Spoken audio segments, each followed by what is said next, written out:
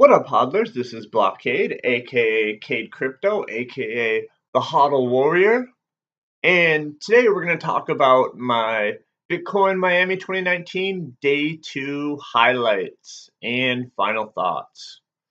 And here I'm rocking my Bitcoin.com polo, looking ready to HODL, if you know what I mean. And yeah, let's just get right into it. Yeah, after the Wednesday and Thursday, had a lot of alcohol, met a lot of people, saw a lot of speeches, and day two turned out to be a little bit different. It was a little bit more about crypto politics and crypto freedom, but still pretty interesting. And we'll still talk about a couple projects probably too. So first, the day started off with Lynn Ulbrich, kind of giving her free Ross pitch and kind of the backstory. And, if you guys don't know, her son has a double life sentence in prison. He was the creator of Silk Road, and he kind of got a raw deal there. So hopefully his sentence isn't immutable and we can get him out of there. So yeah, if you haven't yet, sign the petition, hashtag free Ross for real. Next, Craig Sellers gave a pretty interesting speech. He talked about a variety of different things, but one thing that caught my eye is he talked at length about his company called BlocKade, and they have these V atoms, and it was a pretty interesting speech. The V atoms are kind of non-fungible tokens, and they can be scattered geographically. And I thought it was a really interesting way if you want to market a product or advertise a product. So you download the app. It's really easy, especially, this might be a good way to introduce your friends or family that are crypto newbies. All you do is download the app. All you need is like an email or a phone number. And then there's kind of a little bit of a map. And on the map, you'll see these different tokens on the map. And if you get close enough, you can pick them up. You can drop them again. You can share them with other people. So it's pretty interesting. Yeah, when I got home, I'm in Rhode Island. I was down in Newport, Rhode Island, and there was a couple V atoms, and I picked them up, and it was pretty cool. I shared them with a few people. So yeah, it seems like a lot of the V atoms are in bigger cities to start out with, like New York City or Boston, but it seems like they're expanding, and it's pretty interesting, and it's kind of an interesting way to kind of gamify and and make it interactive. Make marketing and advertising interactive. So yeah, it's kind of cool. Maybe you could think about it like Pokemon Go, except instead of Pokemon, you have these NFTs, but you can exchange them for like, gifts or discounts or money. Full disclosure, I've never played Pokemon Go, but that's the best comparison I could think of. So yeah, if you want to download the app and give it a shot, you'd be an early adopter, and maybe you'll get some discounts or some V atoms that are worth something. So that's kind of cool. Um, Next, Ben Swan gave an interesting speech, and I'm a big fan of his. If you haven't, check out some of his earlier journalism. And he's trying to create this independent platform called Isagoria on the like an independent news platform basically. And I think he's already supported by the Dash community, so he's off to a good start. And he said some interesting things.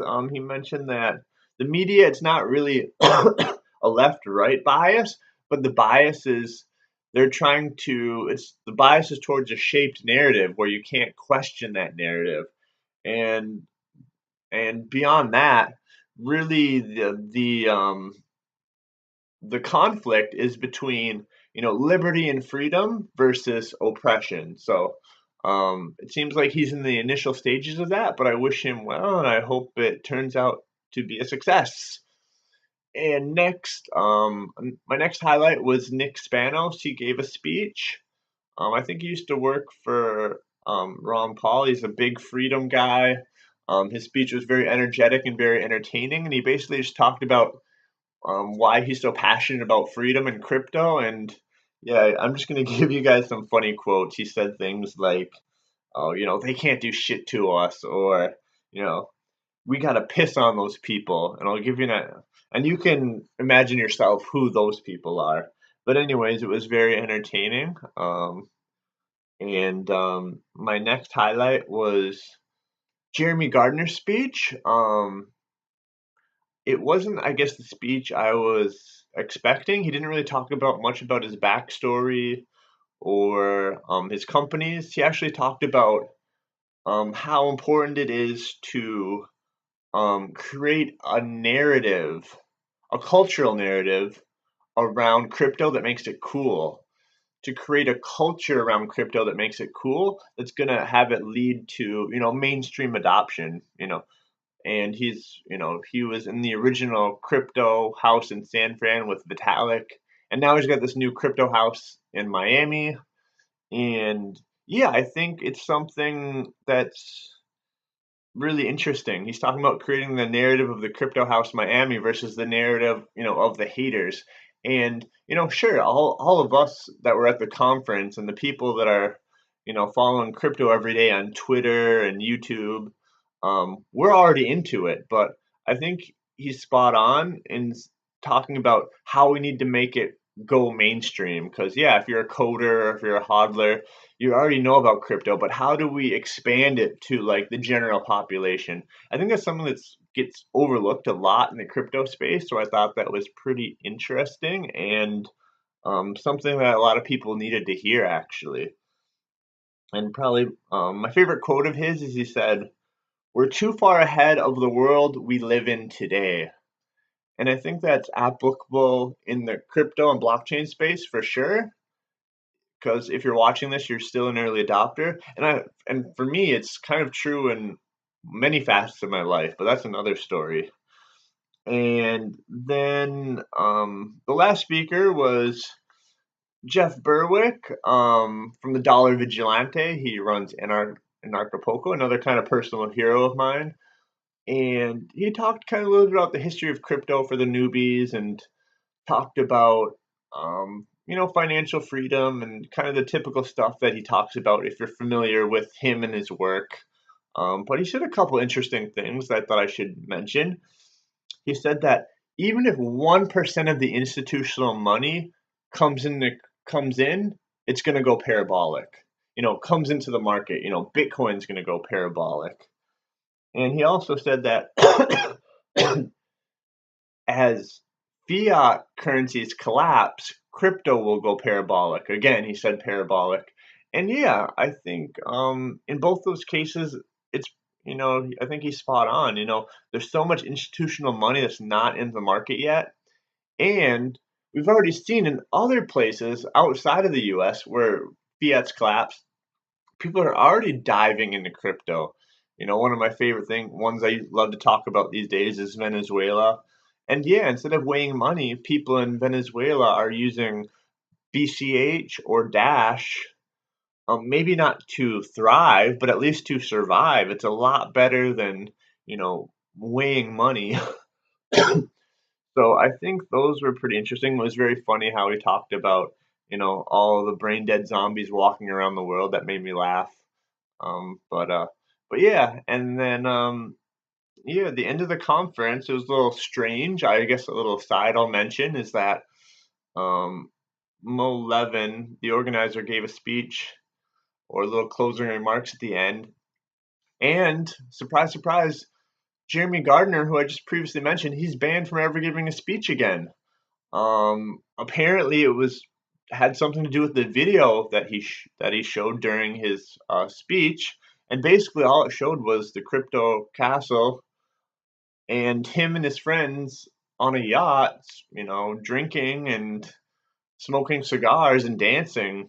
So I'm not really sure what happened there or what kind of crazy local person complained, but I was there and I looked around and everyone seemed like shocked and confused. Like his speech wasn't at all controversial. So I don't know if what gets you banned in 2019 in the crypto space.